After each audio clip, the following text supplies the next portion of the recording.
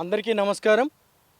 అల్లు అర్జున్ గారు రాష్ట్రంలో ఈరోజు ఎక్కడ చూసినా కూడా ప్రతి ఒక్కరు కూడా చర్చించుకునే పరిస్థితికి వచ్చిందంటే దానికి ముఖ్య కారణం మొట్టమొదటిది పుష్ప సినిమా అయితే, రెండో అంశం తన వ్యవహార శైలి. గతంలో తీసుకుంటే మొట్టమొదటిసారి తన ఏదైతే హీరోగా పరిచయం అయినప్పుడు చిరంజీవి ఫ్యామిలీ నాకు చాలా ముఖ్యం, చిరంజీవి గారంటే నాకు దేవుడితో సమానం అని చెప్పినటువంటి తను పుష్ప సినిమా ఏదైతే ప్రీ ఈవెంట్స్లో కానీ దాని పబ్లిసిటీలో భాగంగా ఏదైతే మెగా కుటుంబానికి సంబంధించిన అంశంలో ఒక్క అంశం కూడా తను ప్రస్తావించకుండా తనకు తానే ప్రచారం చేసుకొని ఆ సినిమాను ప్రమోట్ చేసుకున్న సందర్భం చూసాం. అయితే ఈరోజు ప్రతి ఒక్కరిని ఎవరైతే అల్లు అర్జున్ గారిని ప్రత్యేకంగా అభిమానించినటువంటి వైసీపీ కార్యకర్తలు కానీ జగన్మోహన్ రెడ్డి గారిని వీళ్ళందరినీ ఒక వెర్రి పుష్పాలుగా చూస్తూ వెర్రి పుష్పాలను చేసేసి చివరికి ఏదైతే మెగా కాంపౌండ్లో చేరిన సంగతి ప్రతి ఒక్కరికి తెలిసిందే. ఇప్పటికైనా కానీ చాలామంది తెలుసుకోవాలి, ఎప్పుడైనా సరే కుటుంబాల జోలికి కానీ కుటుంబ వ్యవహారాల్లో జోక్యం చేసుకోకూడదని చెప్పేసి ఎవరికైనా కానీ గుర్తు చేస్తున్నాం. ఎప్పుడైతే అల్లు అర్జున్ గారు వెళ్ళేసి నంద్యాలలో ఏదైతే వైసీపీ అభ్యర్థి అయినటువంటి అభ్యర్థి కోసం తను కలవడానికి వెళ్ళినప్పటి నుంచి వీళ్ళ మధ్య వైర్యాన్ని పెంచింది కేవలం వైసీపీ కార్యకర్తలే అని చెప్పి గట్టిగా చెప్పొచ్చు.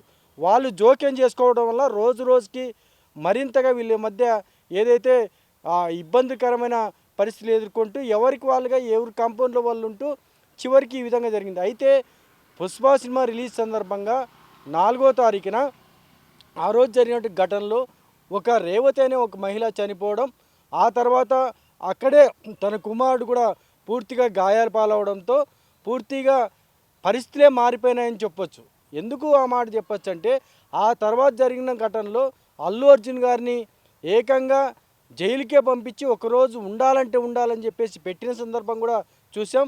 ఇదంతా కేవలం అల్లు అర్జున్ గారి స్వయ కృతాపరాధమే అని చెప్పి ఖచ్చితంగా చెప్పొచ్చు. ఎందుకంటే ఏదైనా సరే ఒక ఎత్తుకు వెళ్ళాలనుకున్నప్పుడు ఎంత ఎత్తుకు ఎదిగితే అంత ఒదిగి ఉండాలని సామెతను మర్చిపోయి అల్లు అర్జున్ గారు కేవలం చిరంజీవి కుటుంబాన్ని పక్కన పెట్టే విధంగా నాకంటూ సపరేట్ ఆర్మీ ఉంది, నా ఆర్మీనే నన్ను కాపాడుతుందని చెప్పితే అరెస్ట్ చేసిన క్రమంలో ఎప్పుడైతే హుందాతనంగా చిరంజీవి గారు కానీ నాగబాబు గారు కానీ వాళ్ళ ఇంటికి వెళ్ళేసి పరామర్శించడం జరిగింది. ఆ తర్వాత జైలు నుంచి వచ్చిన తర్వాత మరీ ఒక దారుణమైన సంఘటన అంటే ఈయన ఒకరోజు జైల్లో ఉంటేనే ఇంతమంది సినీ ప్రముఖులు రాజకీయ నాయకులు ప్రతి ఒక్కరికి వెళ్ళి తను పరామర్శిస్తున్నారు. అయితే అక్కడ ఏదైతే సంఘటన జరిగిందో అది ఏదైతే తొక్కిసలాట జరిగిందో ఆ తొక్కిసలాట్లో రేవతి అనే మహిళ చనిపోతూ ఆ కొడుకు అయితే ఈరోజు చావు బతుకుల మధ్య కొట్టుమిట్టాడుతూ ఉంటే తనను వదిలేసి తను కనీసం పరామర్శించకుండా ఈరోజు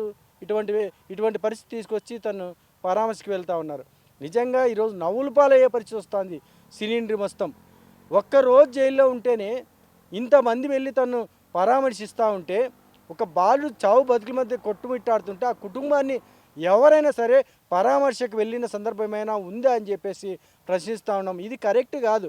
సినీ ఇండస్ట్రీ మొత్తం ఈరోజు నవ్వుల పాలయ్యే పరిస్థితికి వచ్చిందంటే కేవలం యొక్క ఘటనే అని చెప్పచ్చు. మహా అంటే 12 గంటల సేపు ఆయన జైల్లో ఉన్నందుకే ఇటువంటి పరిస్థితులు మీరంతా వెళ్ళి రకరకాలుగా ఏదో జరిగిపోయింది, ఏదో దాదాపు 10 సంవత్సరాల లైఫ్ పడింది అన్నట్లు మీరు చూస్తూ ఉన్నారే, ఇది కరెక్ట్ కాదు. ఏది ఏమైనా సరే ఆ బాలుడు ఆ కుటుంబాన్ని పరామర్శకెళ్ళి ఆ తర్వాత మాట్లాడిచింటే బాగుంటుందని చెప్పేసి ప్రతి ఒక్కరిని కూడా కోరుకుంటున్నాను.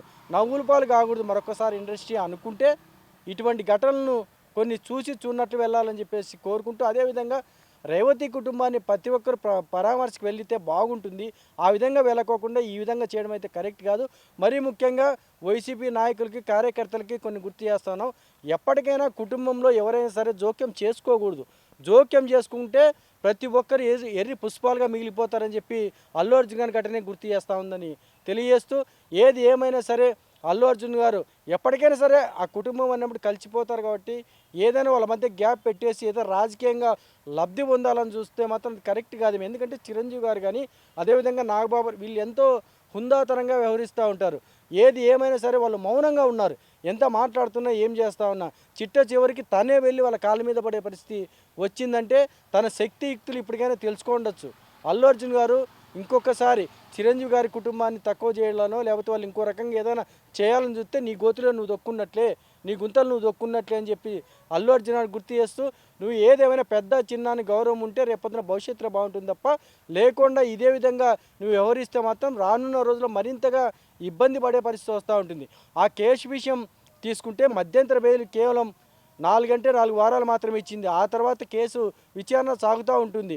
కాబట్టి ఒళ్ళు జాగ్రత్త పెట్టుకొని సినీ ఇండస్ట్రీ పెద్దలు కానీ, హీరోలు కానీ, సినిమా వరకు రీల్ వరకే మీరు సినిమా హీరోలు. నిజ జీవితంలో ఎక్కడికి చట్టాల పరంగా కానీ, లేకపోతే ఏదైనా పోలీస్ యంత్రాంగ పరంగా కానీ ఎక్కడ చూసుకున్నా చట్టంలో అంతా సమానమే. కాబట్టి ఇప్పటికైనా కూడా కళ్ళు ఒళ్ళు దగ్గర పెట్టుకొని మసులుకోవాలని చెప్పి గుర్తు చేస్తూ